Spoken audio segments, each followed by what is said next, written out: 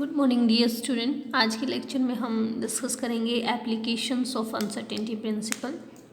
Major 4 application हम discuss करेंगे।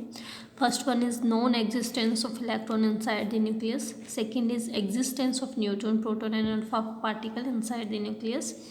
And next is radius of Bohr first orbit, या फिर हम कहें कि ग्राउंड स्टेट एनर्जी, या फिर कहें minimum energy of hydrogen atom. अगर किसी भी तरीके से ये आर्टिकल आता है तो आपको सेम थिंग करनी है। Next is minimum energy in case of harmonic oscillator.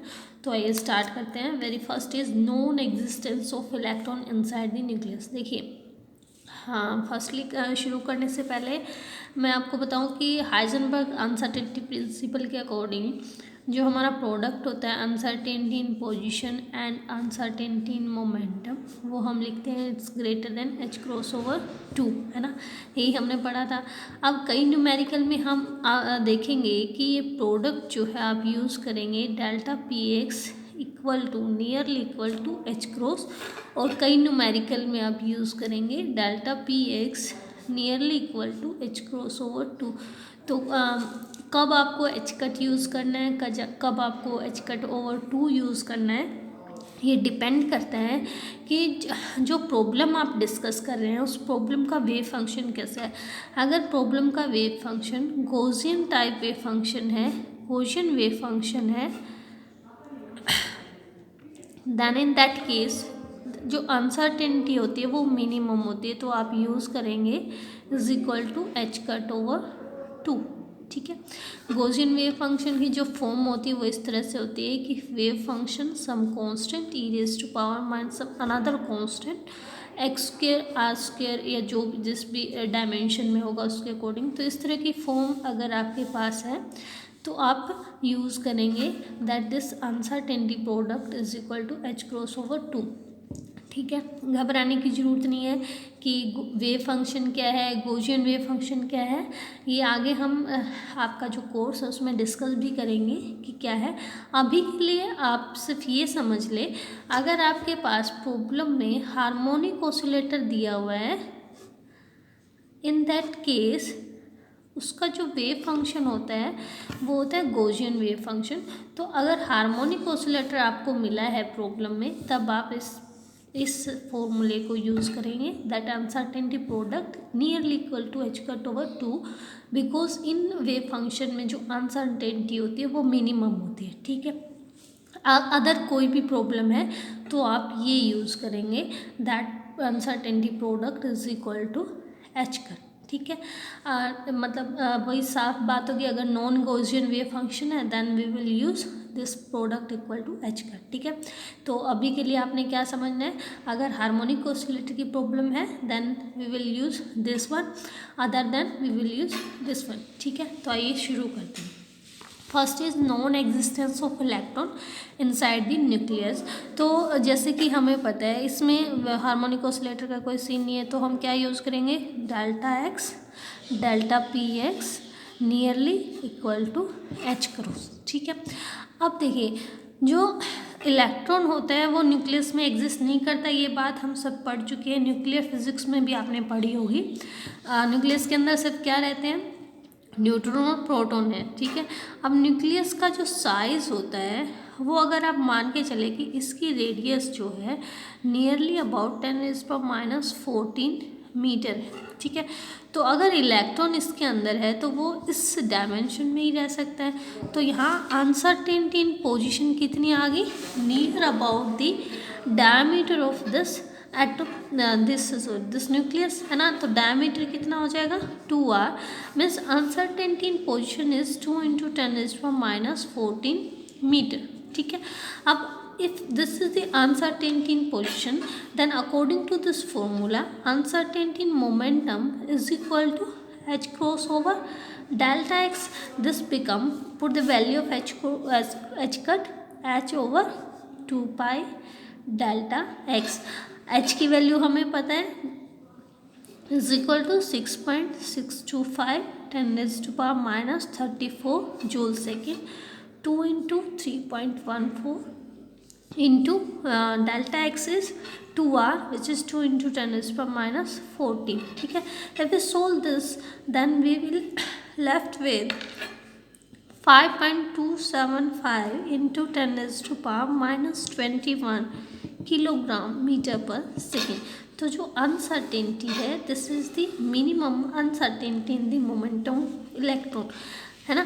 तो एटलीस्ट जो अगर इलेक्ट्रॉन आपका न्यूक्लियस में है तो एटलीस्ट उसका मोमेंटम इतना होना चाहिए, है ना. If we consider P is the momentum of electron, then at least this momentum should be equal to delta px.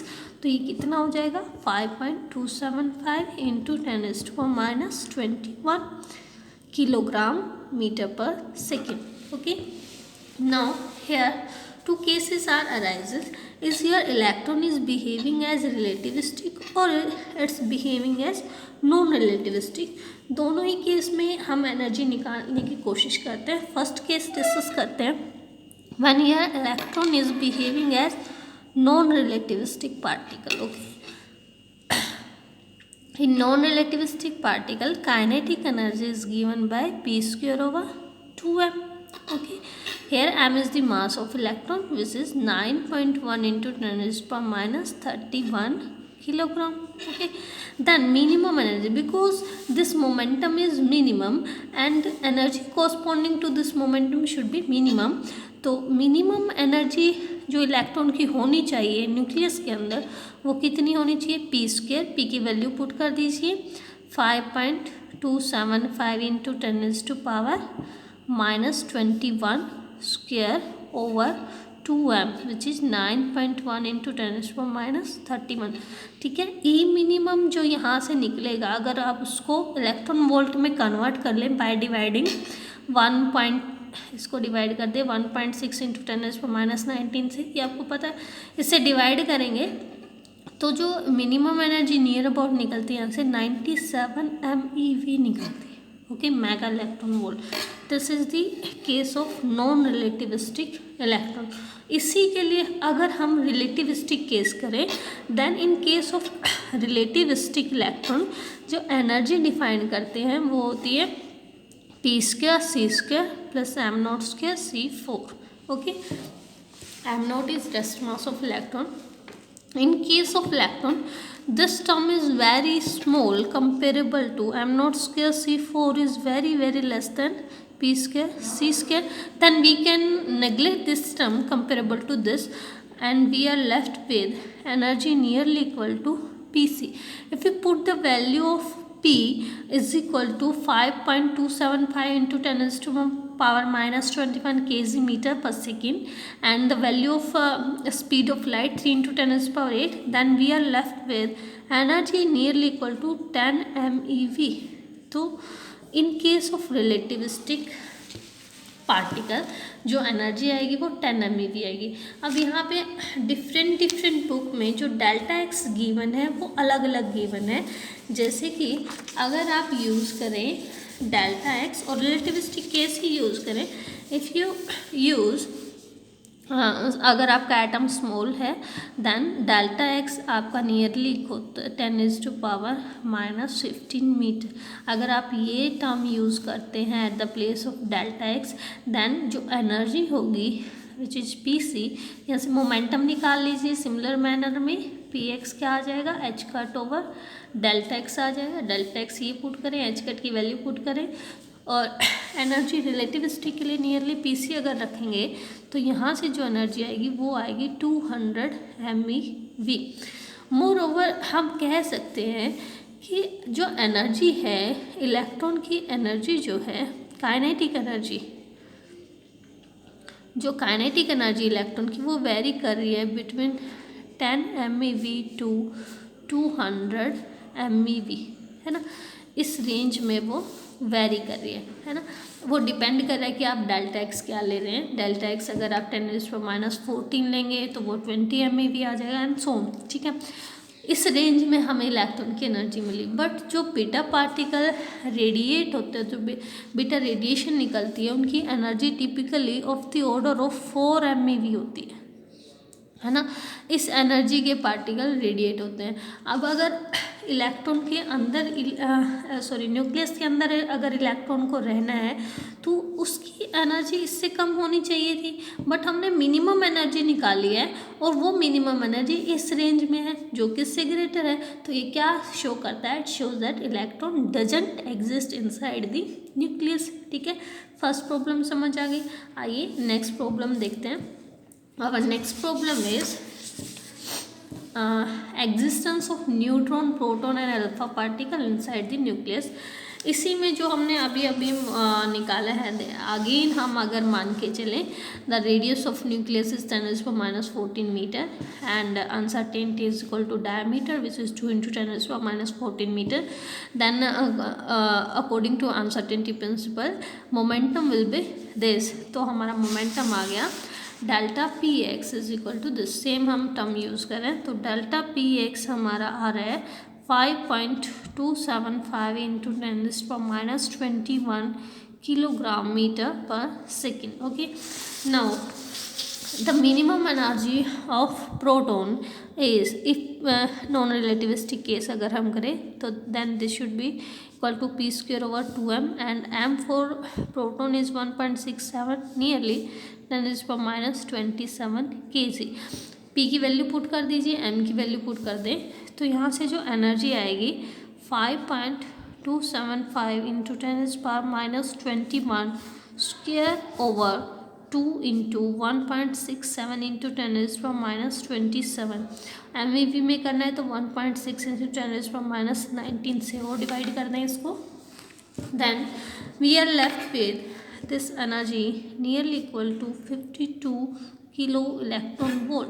Okay, और अगर आप अल्फ़ा पार्टिकल की बात करें तो जो मास ऑफ अल्फ़ा पार्टिकल है nearly 4 time of mass of proton होता है। ओके, तो जो एनर्जी होगी अल्फ़ा पार्टिकल की तो वो नियरली होगी 13 के इलेक्ट्रॉन वोल्ट होगी, है ना।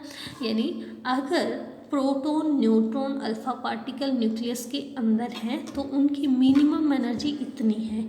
अगर वो बाहर निकलें तो एटलीस्ट इस एनर्जी के निकले वो, या फिर इससे ज़्यादा के निकले, है ना। इससे कम के अगर वो निकल रहे हैं तो हम कह सकते हैं कि वो भी इसके अंदर नहीं रहते। तो देखते हैं कि उनकी एनर्जी कितनी होती है अल्फ़ा पार्टिकल की जो वहाँ से निकलते हैं। तो फॉर अल्फ़ा पार्टिकल रेंज जो होती है टिपिकली 3 MeV to 7 MeV होती है ना। और उनको अंदर रहने के लिए मिनिमम एनर्जी कितनी चाहिए? 13 किलो इलेक्ट्रॉन वोल्ट, और वो निकल कितने के रहे हैं?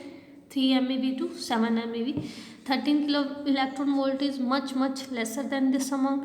तो इसका मतलब वो एग्जिस्ट कर सकते हैं इनसाइड द न्यूक्लियस, बिकॉज ये क्या निकाली हमने? मिनिमम एनर्जी निकाली है कि एटलीस्ट इतनी एनर्जी तो अल्फा पार्टिकल के पास होगी अगर वो न्यूक्लियस के अंदर एग्जिस्ट करते हैं तो।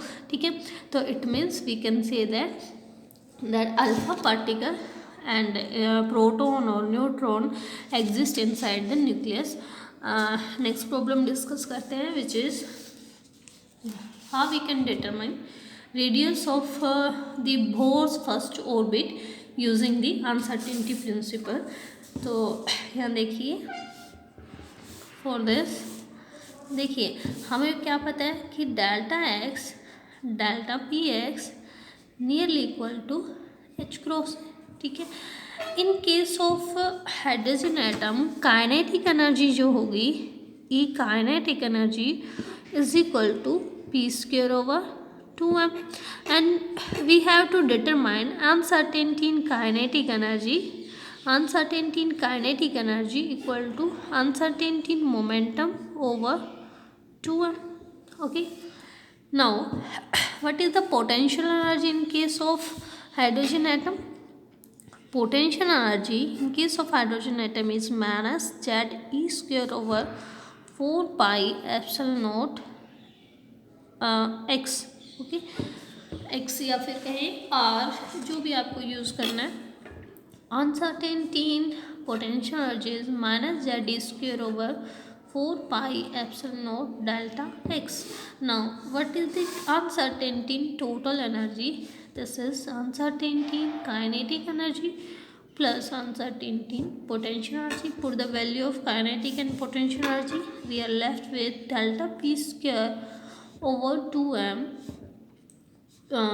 Plus minus Z E square over 4 pi epsilon naught delta x. Okay, now what is the value of delta p? Delta px is equal to, from this equation, is equal to h cross over delta x. Put this value in above equation. We are left with delta e is equal to squaring of this h cross square over 2m delta x square minus z e square over 4 pi epsilon naught delta x. Now we have to determine the minimum energy, है ना. हमें क्या निकालना है? Minimum energy. Minimum energy तभी होगी जब आप फर्स्ट ऑर्बिट की बात करेंगे, और अगर आप फर्स्ट ऑर्बिट की बात करें हैं तो वहाँ पे रेडियस जो होगी वो भी मिनिमम होगी, या फिर कहें वो रेडियस जो होगी आपके फर्स्ट बोर ऑर्बिट की होगी. ओके, तो मिनिमम एनर्जी के लिए क्या है कि इसका जो डिफ्रेंशिएशन है with respect to delta X, this should be equal to 0, है ना. और इसका जो सेकेंड डेरिवेटिव है with respect to delta X, वो क्या होना चाहिए आपका? This should be equal to positive term. तभी हम कहेंगे कि मिनिमम आ रहा है. तो देखिए, इसका अगर हम डिफ्रेंशिएशन करें with respect to delta X और उसको 0 के इक्वल पुट करें, तो इधर वाली टर्म क्या आ गई? 0, क्योंकि हमने उसका विद रिस्पेक्ट टू एक्स करके 0 करना. इक्वल टू इसका करेंगे तो क्या आ जाएगा? -2 h cut square over 2m delta X cube हो जाएगा. स्क्वेयर है नीचे, है ना, क्यूब हो जाएगा और -2 ऊपर आ जाएगा. ठीक है, ऑलरेडी माइनस है, माइनस माइनस प्लस हो जाएगा. Z E square over 4 pi epsilon naught और डेल्टा एक्स स्क्वेयर हो जाएगा. ठीक है, दोनों को रीअरेंज कर लीजिए. 2 से 2 कैंसिल हो गया. H cut square over M delta X cube equal to Z E square over 4 pi epsilon naught delta X square. ठीक है, रीअरेंज करें इसको. Then delta X cube is equal to 4 pi epsilon naught delta X square, उल्टा कर दीजिए इसको, into H cut square Z E square और M. ये आ जाएगा. रीअरेंज किया कुछ नहीं, ये एक टर्म कैंसिल हो जाएगी. Then delta X equal to H cut square into 4 pi epsilon naught over M Z E square. This is the radius of first Bohr orbit. or if we put z equal to 1 in case of hydrogen, then this will become h cut square 4 pi epsilon naught over m e square. तो ये आ गई hydrogen के case में. यहाँ तक हमारा result आता है. अगर आपसे पूछा जाए what is the radius of first Bohr orbit, अगर आपसे पूछा जाए what is the minimum energy, then E minimum at delta X क्या थी वो जो हमने लिखी थी, E kinetic energy plus potential energy, उसमें पुट कर दें. और वो वैल्यू हमने क्या निकाली थी? वो वैल्यू हमारी ये थी, दिस मच. इसमें वैल्यू पुट कर दें तो ये आ जाएगी. यहाँ से लिख लेती हूँ मैं. ई इज इक्वल टू थी हमारी H cut square over 2m delta X square minus Z E square over 4 pi epsilon naught delta X. ये टर्म थी हमारे पास. तो यहाँ डेल्टा एक्स की वैल्यू पुट कर दीजिए. मिनिमम एनर्जी आ जाएगी E minimum equal to H cut square over 2m into delta X square H cut square 4 pi epsilon naught over M E square का whole square minus Z E square over. Okay, यहाँ पे हम कर रहे हैं for hydrogen, तो Z तो 1 हो जाएगा, तो इस जेड को लिखने की ज़रूरत नहीं है. यहाँ पे E square over 4 pi epsilon naught delta X क्या आ गया? H cut square 4 pi epsilon naught over M E square. Okay, rearrange कर लेते हैं. देखिए, ये टर्म ऊपर चली जाएगी, एक m कैंसिल हो जाएगा, तो एम ई 4 आ जाएगा ऊपर, divided by 2 into 4 pi epsilon naught का स्क्वेयर और एक H cut square minus again m ऊपर चला गया, E 4 over 4 pi epsilon naught का स्क्वेयर और एच कट स्क्वेयर. ठीक है, इसको माइनस करके लिखेंगे तो we are left with me4/2 pi epsilon naught square H cut square. अगर ये सारे कांस्टेंट हैं, अगर आप इनकी वैल्यू पुट करते हैं तो जो ई मिनिमम आएगा हमारे पास वो आ जाएगा -13.6 electron volt, which is the ground state energy in case of hydrogen, है ना। तो ये भी हमारा अनसर्टेनिटी प्रिंसिपल से प्रूव हो गया। आइए नेक्स्ट प्रॉब्लम हम डिस्कस करते हैं विच इज़ मोर इम्पोर्टेंट, और वो थी हमारी क्या थी वो minimum energy of harmonic oscillator, है ना, यही थी। अब हार्मोनिक ऑसिलेटर के लिए मैंने बताया कि अगर प्रॉब्लम में हार्मोनिक ऑसिलेटर आता है तो हम यूज़ करेंगे product delta P x equal to H cross over 2। अगर आप एच कट भी यूज़ करते हैं कोई प्रॉब्लम नहीं है, वो रिज़ल्ट भी ठीक आएगा, उसमें भी कोई मिस्टेक नहीं है। बट क्योंकि हमें पता है कि इसका वेव फंक्शन गॉसियन होता है, इसमें अनसर्टेनिटी मिनिमम होती है, तो ये बेटर है कि अगर आप यहाँ पे एच कट बाय 2 यूज़ करें, ठीक है। तो एच कट बाय 2 हमने यूज़ किया है। अब देखिए यहाँ पे जो काइनेटिक एनर्जी होती है, अगर मैं टी से रिप्रेजेंट करूँ तो वो होगी p²/2। अगेन जैसे हम निकालते हैं uncertainty in kinetic energy delta P x लिख लेते हैं, कन्फ्यूज़न नहीं होगा, ओवर 2m, ठीक है, इसमें कोई दिक्कत नहीं है। Now potential energy in case of harmonic oscillator is half K x² होती है, where omega is equal to क्या होता है √k/m and k equal to m omega square होता है, ठीक है। ये हम बाद में यूज़ भी करेंगे। यहाँ से uncertainty in potential energy is half k delta x square होगी, ठीक है। पुट कर दीजिए टोटल एनर्जी में अनसर्टेनिटी क्या आ गई, uncertainty in kinetic plus uncertainty in potential energy, then this term is delta P X square over 2m plus half k delta x square. Again delta P X की value यहाँ से निकाल लीजिए, इस इक्वेशन से निकालें तो डेल्टा पी एक्स इक्वल टू क्या आ जाएगा H cross over 2 delta X, ये आ जाएगा। ये वैल्यू जो है ऊपर इस इक्वेशन में पुट कर दें अगर, then uncertainty in energy is equal to H cross square over 2m into 2 delta x square plus half K delta x square. तो हमारे पास ई आ जाएगा H cut square over this term is 2 × 4 और 4 × 8 m delta x square plus half k delta x square.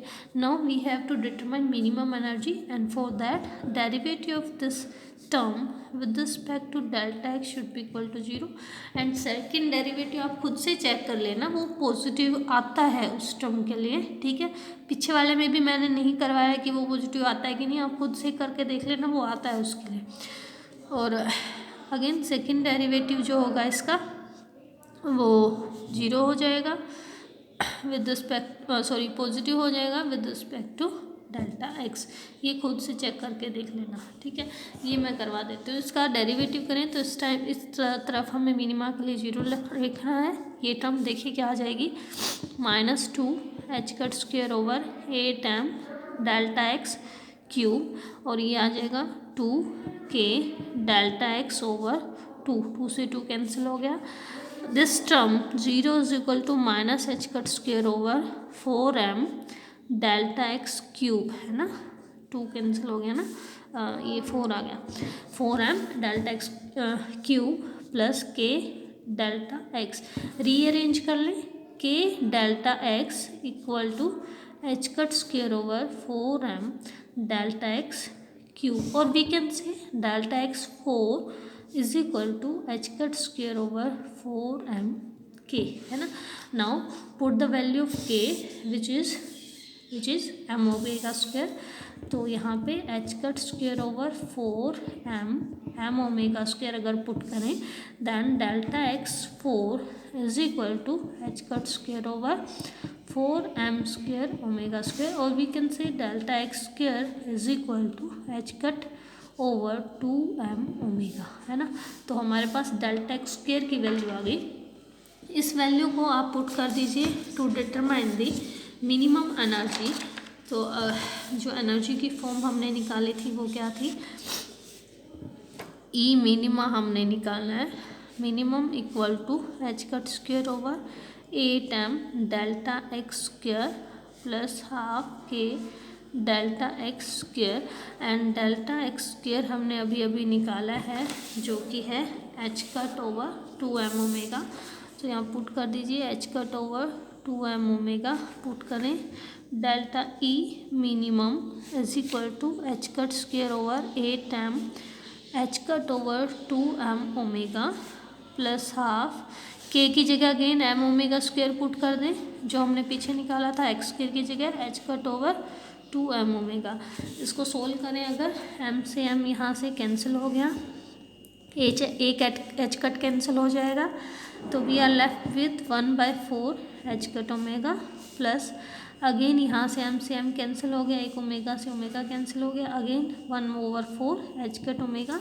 So ground state energy in case of harmonic oscillator is half H cut omega which is true, है ना।